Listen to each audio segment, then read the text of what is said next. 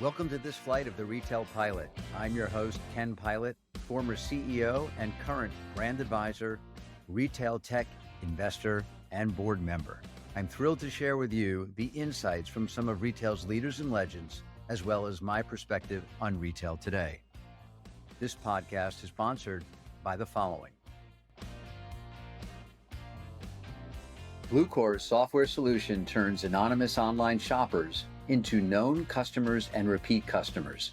Bluecore enables retailers to personalize and optimize their email, SMS, and site marketing campaigns by delivering targeted and relevant messages based on where every customer is in their journey. Bluecore replaces annoying high-volume messaging with high-value messaging. Customers include Alo Yoga, Neiman Marcus, and Gap. On this week's Retail Pilot, I have an old friend and marketing guru, founder and chief Underpants officer of Joe Boxer, Nick Graham. Nick changed the face of fashion when he turned his underwear company into one of America's most popular lifestyle brands. Currently, Nick is the CEO of SPACEONE Industries that designs and produces space-inspired consumer products for men, women, and children, and is distributed through department stores in the U.S. The company also produces product for private space companies. Nick has collaborated with numerous initiatives over his career, including the 50th anniversary of Apollo 11, Kennedy Space Center, launching Virgin Galactic with Richard Branson, and having Apollo 11 astronaut Buzz Aldrin and science guy Bill Nye walk in his fashion show called Life on Mars at New York Fashion Week. It is a pleasure and honor to welcome a longtime friend, Nick Graham, to the Retail Pilot. Nick, welcome to this flight.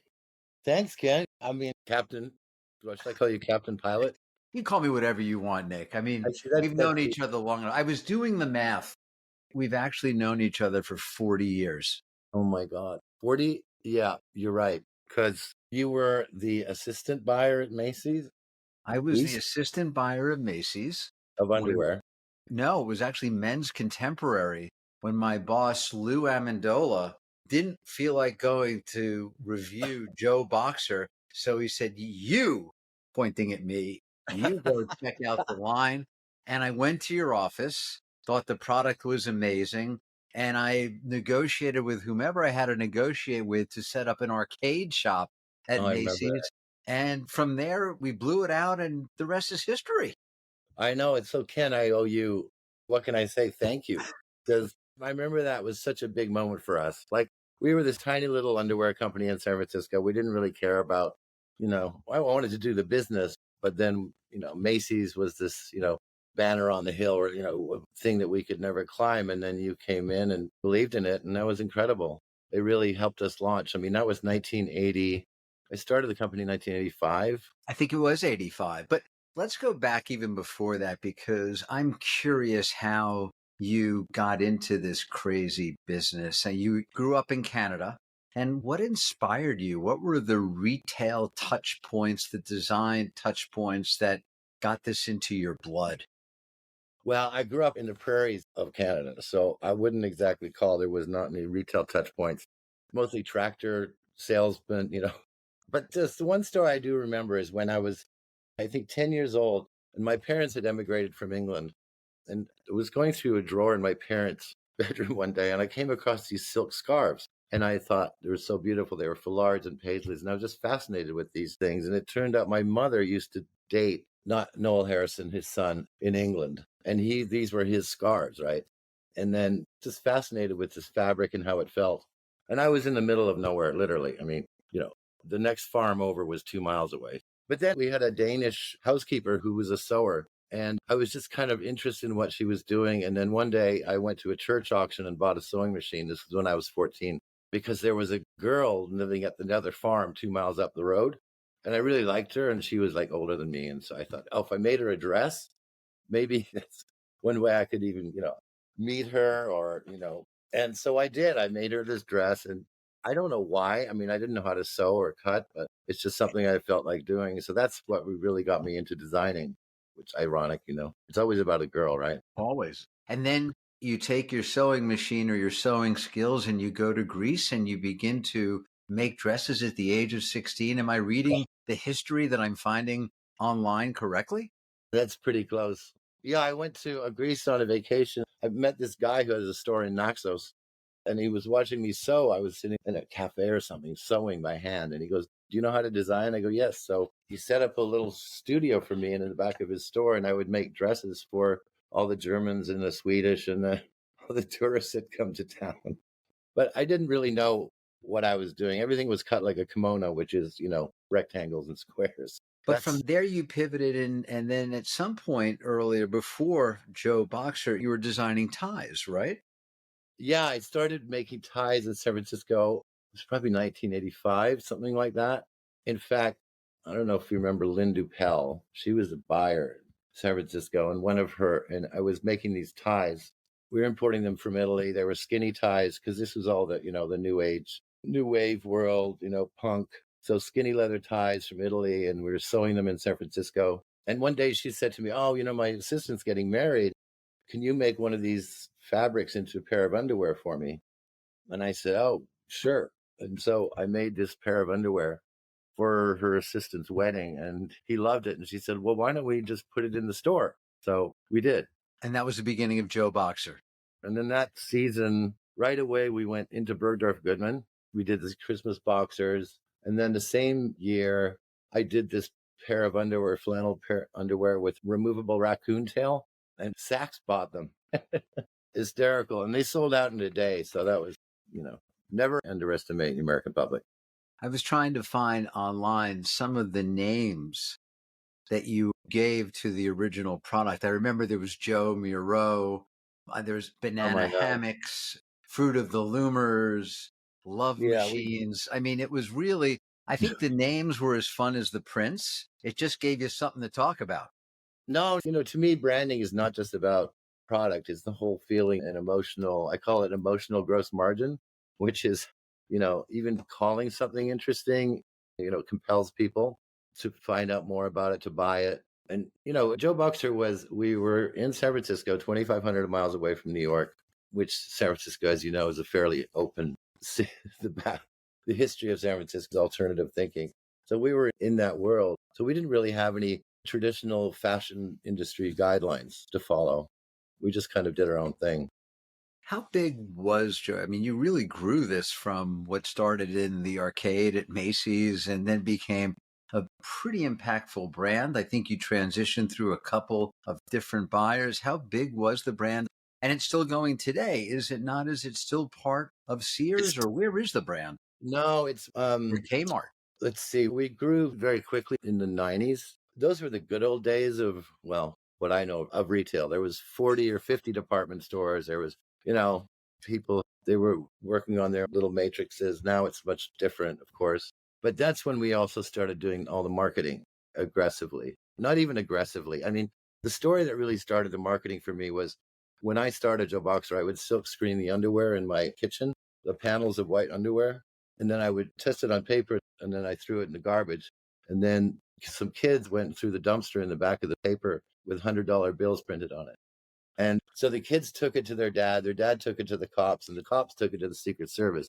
And the next thing I know, the Secret Service is on my doorstep. This is 1985, right? And the Secret Service comes in, and it was classic. They had the, men in black, like skinny ties, and it was just classic. They said I was counterfeiting. So they went through my studio and my kitchen. They took the underwear that wasn't printed. They gave me a receipt for contraband and then went and burnt it.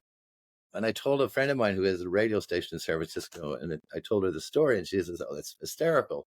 Next thing I know, it was all over the radio in America, and newspaper articles were coming out about this counterfeit underwear. And I thought that was easy. That's marketing. That would be called organic marketing today, right? Yeah. Excellent. But Following on to Joe Boxer, as you moved away, and I guess you did a few deals, Kmart took it on and kind of ran with it, and you probably started to move. You moved in a different direction. You started to branch into more apparel. Take me through right. that part of your journey. Well, I mean, the Kmart, we grew Joe Boxer very strong in the 90s. And then the Kmart opportunity came up in terms of a direct to retail license, which really kind of pivotal brand from X to X plus plus, right? That's when Kmart was very strong. And then, of course, Sears came in and that to their door. So we licensed the brand to Kmart 2003, I think. I can't remember when. And that took it, I think we were doing it 600 million at retail after that. And I remember going to the Kmart headquarters in Detroit. And it was funny. I mean, I brought a high school marching band into the headquarters. We were launching Joe Boxer. So I brought in high school marching band and we had an amazing time. We put Joe Boxer on everything from dog toys to sheets. I mean, we had these dog toys that said, I can't believe it's not beef or something, that were plastic dog toys. I mean, really kind of brought this whole energy into it. We'd launched the brand with Kmart at Astor Place, Kmart. Remember when they had the Kmart there? We had a fashion show with models coming down the escalators, and it was really radically different for Kmart, obviously. And then we also I have a friend who's a human cannonball. So we sent a human cannonball over at Kmart in Detroit. So obviously very radically different for Kmart, but very successful for them. I mean, if TikTok had been around then, I can't even imagine how viral that would have been. I think we were doing social media before there was social media, marrying our customers in Times Square. And was John Goodman, was he at Kmart at the time, or was this before John was there? This is before John. I'm trying to remember the CEO's name. Was it Lisa was there? Lisa Schultz, yeah. Lisa Schultz, that's right. Anyway. So when did you move on from, your day job with Joe Boxer onto your next venture? And tell us about that. Well, I think in 2005, 2006, I actually did some work with JCPenney. Vanessa Castagna was there at the time. So I was a consultant there for a couple of years in terms of giving them vision, giving them forward-thinking trends, bringing in new ideas all the time. That was great fun. And Vanessa's amazing. And then I launched a brand in Penny's at the same time called Nick It. Nick It is the English slang term for steal it, right? But no one really got it. But that was the name of the brand. Would have been appropriate today. A lot of people out there looking to nick it from every store. Oh my God. I can't tell you the shoplifting we have on SPACEONE right now. But I did that for a while. And then ironically, I got into the fragrance industry. So I started Patchouli Plantation in Borneo, which is, how about that for a switch? So yeah, that's a left turn. That was a left turn. And we actually did a long-term deal with Givaudan on that. So I've always been kind of dabbling with fragrance, and I'm actually launching fragrance this fall as well as a sideline. Wow, that's exciting. Yeah, it's great.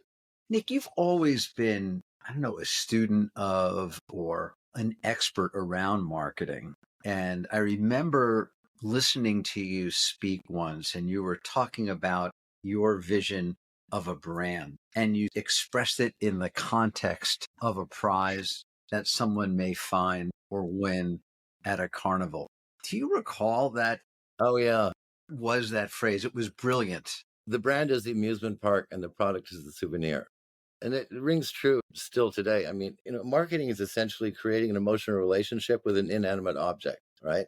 So why is this pair of underwear better than that pair of underwear? But because you've got to create that emotional relationship with it, beyond what the product is.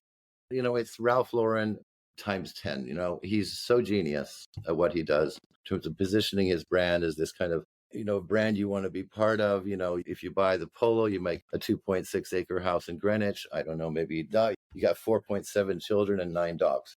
But I mean, and I don't say that derogatorily at all. I think it's brilliant. It's part of the story. That's kind of when you close it is amazing with a brand like Ralph.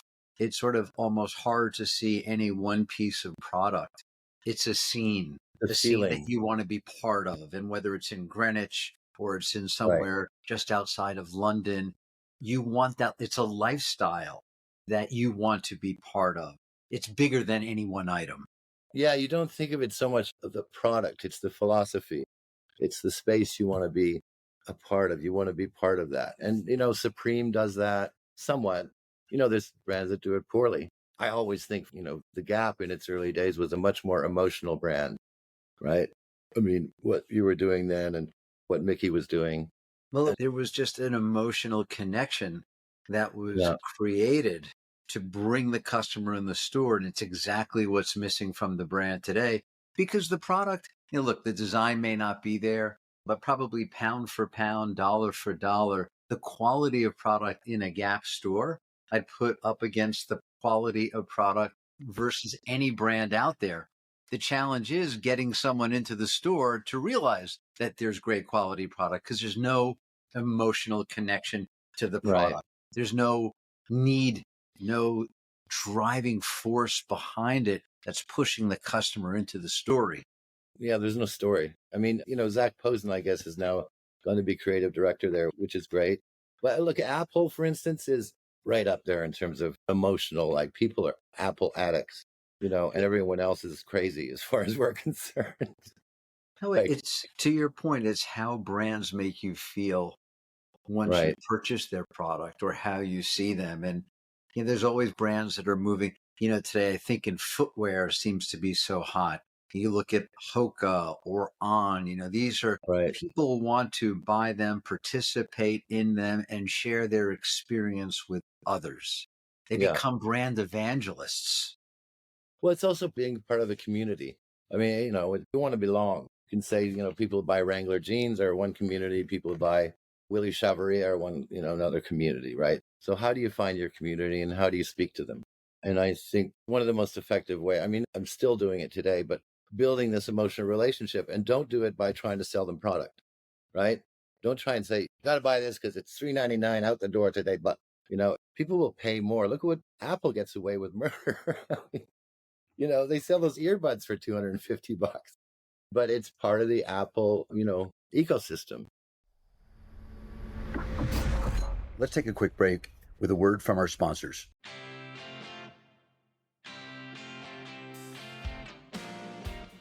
Predict Spring is a global point-of-sale platform live in 22 countries. The platform includes mobile POS, endless aisle, fulfillment, inventory management, and clienteling, creating a true omni experience for customers and associates. Predict Spring powers Suit Supply, Converse, Lovesac, Decium, Janie and Jack, and Bouclair. Breakfast helps brands like HelloFresh, Perfume.com, and QVC increase revenue across Meta and TikTok by creating hundreds of user-generated content video ads. The Breakfast Creator Network, with over 5,000 strong, produces original content that is authentic to each platform and built to drive performance, all done in as little as 3 weeks. Check out breakfast.io. That's BRKFST.io.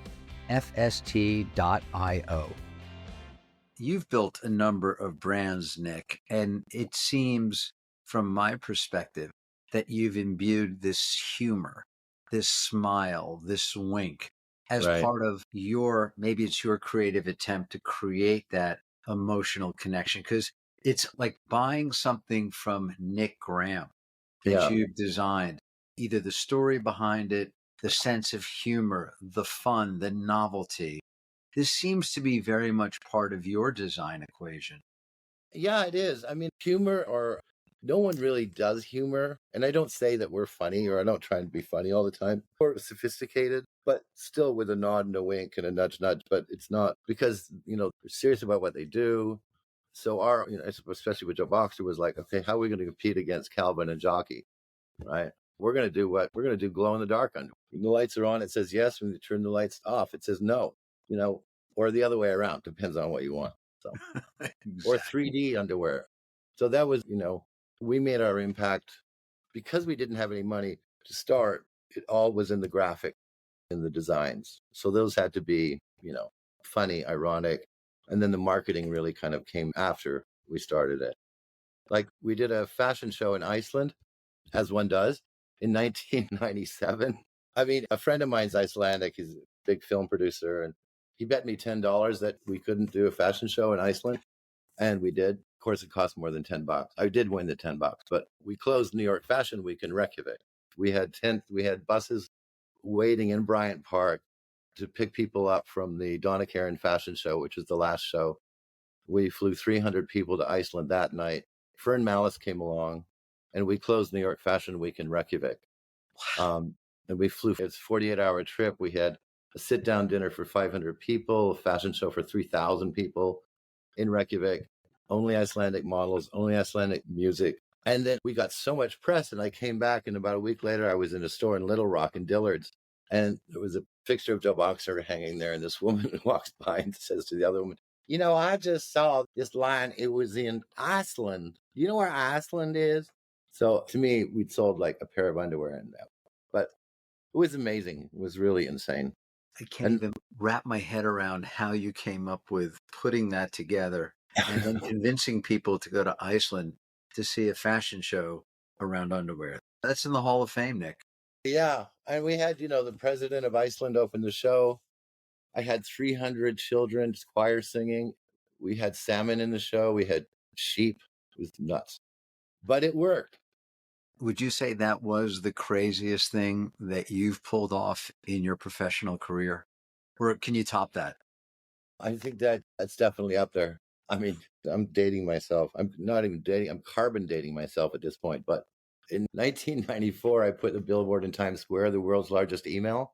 The only advertising I ever did for Toboxer. We bought a big billboard. I put a zipper electronic readout along the bottom of it, and people could send messages. This is just when the beginning of the web, right?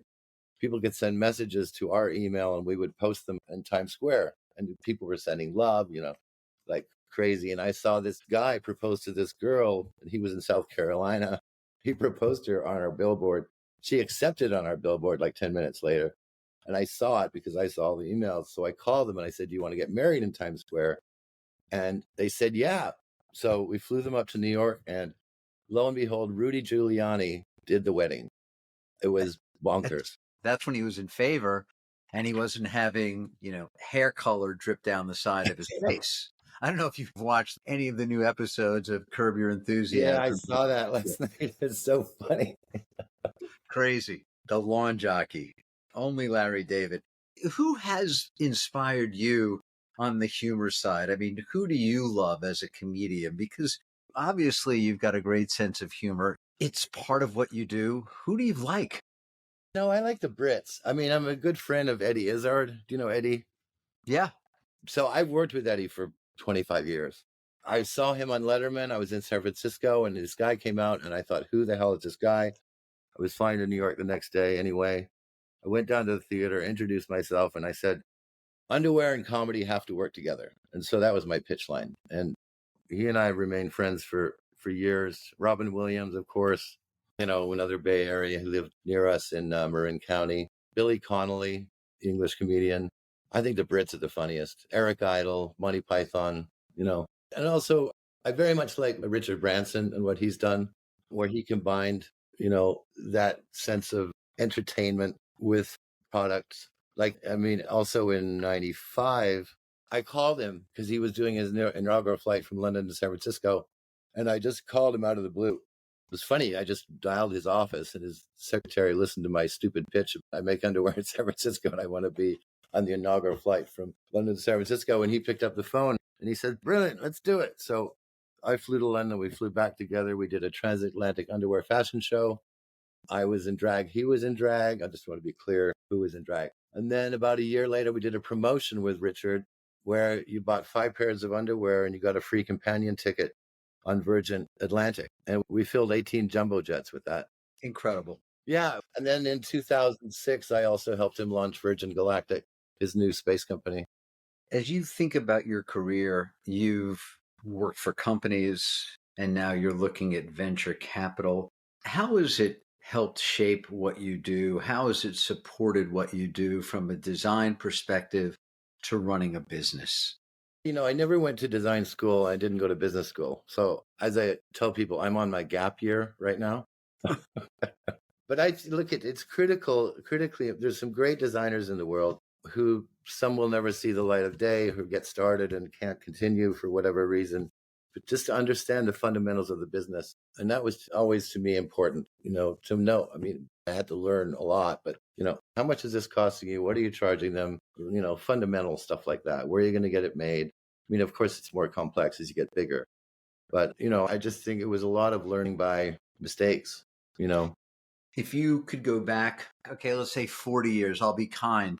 You were to go back 40 years and give yourself one piece of advice, what would that be? I don't know. I was thinking about that. I think, things take a lot longer than they seem. I mean, to build, especially in the garment industry, it takes a long time to build something. But, it depends on how you're financed and all the rest of it. But I mean, to take a little more time to actually make some decisions I definitely would have made differently if I would have had the chance to do it again. You know, opportunities to sell the company, opportunities to bring in partners. But, that's the thing I would change the most. When you say you would have brought in potentially a partner earlier or potentially sold the business earlier, you were holding out on both fronts for maybe a better fit or more money? No, not so much more. It was never about the money for me. I mean, I enjoyed it, but it was like building something and really seeing it happen. And I think sometimes you can hold your cards too long, and whereas opportunities presented themselves to me with Joe Boxer, I probably, in retrospect, I should have jumped on them. Tell us where you are today with SPACEONE. This is your latest venture. It's very outerwear centric. It's certainly about space, and we're not talking about metaverse, something that's Right. intangible. This is the real thing. What is SPACEONE? Well, I've been involved in the space industry. Well, in the late 99, I sent a pair of Joe Boxer underwear to space through this amateur rocket. It was very funny. And then I helped Richard Branson launch Virgin Galactic in 2006. We actually put a flight to space in the Neiman Marcus Christmas catalog. It was $1.8 million. And you got a week on Necker Island as a splashdown. We took deposits on that. Wait. Did that sell? We sold 2. We took deposits because, and I remember the CEO of Virgin Galactic was going, "You can't sell. We don't even have a spaceship yet." And Richard and I were going, "No, it'll be great. It'll be great." So, of course, it's now, he just flew 2 summers ago. I was at the launch of that. But then, I work with Bill Nye, the science guy, and so it's leading me down this path where I did a show called Life on Mars in New York several years ago. And I had Buzz Aldrin close the show, and he came out. I mean, he's amazing. Talk about an all-American hero. Yeah. And he's still a very good friend. I saw him a couple of weeks ago. He's 95 now. But then I started evolving into this. Then I became the main sponsor of Apollo 11 50th anniversary at Cape Canaveral, which was incredible. It was 1,500 people. All the Apollo astronauts were there. What was left of them, Pete Collins. And actually, at that event, I got up and I thanked the NASA and the space industry for being so influential on music and fashion and design. And I don't think they'd have ever thought about that, but, they had enormous influence and still do today in terms of what we do. But space, so a couple of years ago, in fact, Richard Branson said to me, he said, you've been in space a long time. Why don't you start, a brand around it? So I started SPACEONE Industries. And philosophically, I work with Blue Origin. So I designed their flight suits for their Shepherd flights.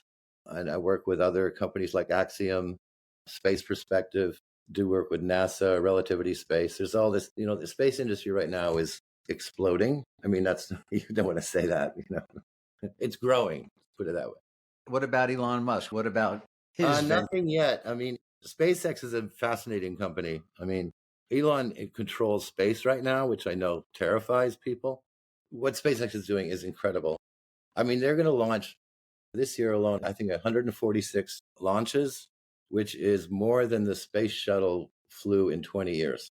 What he's doing, and then Starlink above that, SpaceX is phenomenal. So bringing it down to Earth, SPACEONE kind of addresses this new space age in a sense. So I do work with, real space companies, but at the same time, I create consumer products for people, as I say, we are all astronauts. We are all on a planet right now going 67,000 miles an hour around the sun.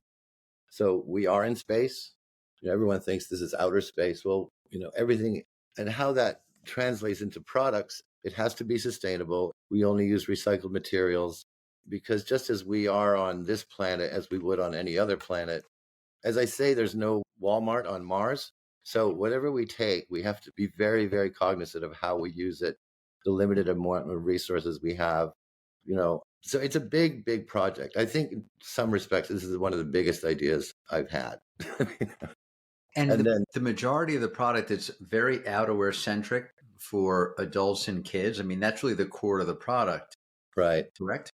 Yeah, but we're also going into sportswear and some other even cosmetic products.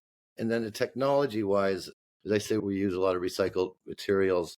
But for deep space, for orbital travel, there's issues like radiation mitigation, muscle atrophy, all of these things that you'll experience on space stations or a flight to Mars, which is 9 months. And then you'll get there and you have to wait 2.5 years for the planet to get close enough back to Earth, and it's 9 months back. And Mars only has 28% gravity. So there's issues in terms of how the body will hold up in that. So we're looking at how can textiles affect that? Because right now on the International Space Station, for instance, all of the astronauts need to work out 2.5 hours a day on a treadmill. Otherwise, they suffer. Wait, let me understand this. They have to work out before going 2.5 hours a day, or while No, they're every there as day. well. Every day they're there. Every day they're there. What happens if they don't? They get bone density loss. I mean, you can lose for a 30 to 45-day flight on the ISS, you can lose 10% of your bone density. And there's muscle atrophy because there's no gravity. So, how do you mitigate that? And then the moon has about, 32% gravity. So, if you're going to live on the moon, how are you going to mitigate? So we're trying to come up with textiles and compression materials that'll help that. Well, it's a long way from underwear, Nick. It's as far as you can get. All right, let's go to rapid fire. You ready, Nick? Yep. Here we go. Most influential brand of your lifetime. I looked at that and I was thinking, what could that be? I think this is an odd one, but I think Franco Moschino was, for me, one of the most inspiring people in terms of his sense of, he had such a great level of irony. He kind of took the whole thing apart and made fun of it. And I remember I was introduced to him many, many years ago, and someone said, "Oh, Franco, this is Nick. He's been dying to meet you." And he said, die. Anyway, but he was very inspiring. If you weren't a designer, what would you be? I was thinking about that too. Oh, a singer. I know you have a band. I know you perform. I do perform, so I would spend more time doing that. Favorite stream show? There's a show called One Strange Rock that's on Nat Geo. That's great. And I also love Peaky Blinders, which is amazing. I loved it too. I had to watch. I needed subtitles, but I loved it. Who would you most like to meet? This is a weird one, but I would love to meet Einstein. I think he was, that sounds weird. He was not only a genius, but he was also a compassionate humanitarian. I mean, his involvement and not involvement in building the nuclear bomb was actually very interesting. That's kind of an odd one, but. Did you see the movie Oppenheimer? Yeah, amazing. What would you most memorable concert? I'm going to carbon date myself here. Pink Floyd, Dark Side of the Moon, and I remember some of it. Just put it that way. I got it. Last question. If you didn't live in the U.S., where would you live? I'd probably go home to Canada. To the prairie. Well, we have a house on Vancouver Island, which I was just at a couple of weeks ago. I mean, it's incredible. It's like the eagles are in the trees above the house and the sea lions on the rocks. So awesome. Nick, with that, we'll land this flight of the Retail Pilot. Thank you for joining me. It was great to walk down memory lane, go back to our roots. I know. Thank you. And by the way, Ken, thank you for launching my career. Let's just say that right now. But you did. You kicked down the door for me, which is amazing. So thank you. I saw it. I loved it. And we did it together. Yeah. Incredible. And look at us now. Here we are. All right. Thank you so much. Thanks for tuning in to this week's flight of the Retail Pilot. And please give us a review on your favorite podcast platform.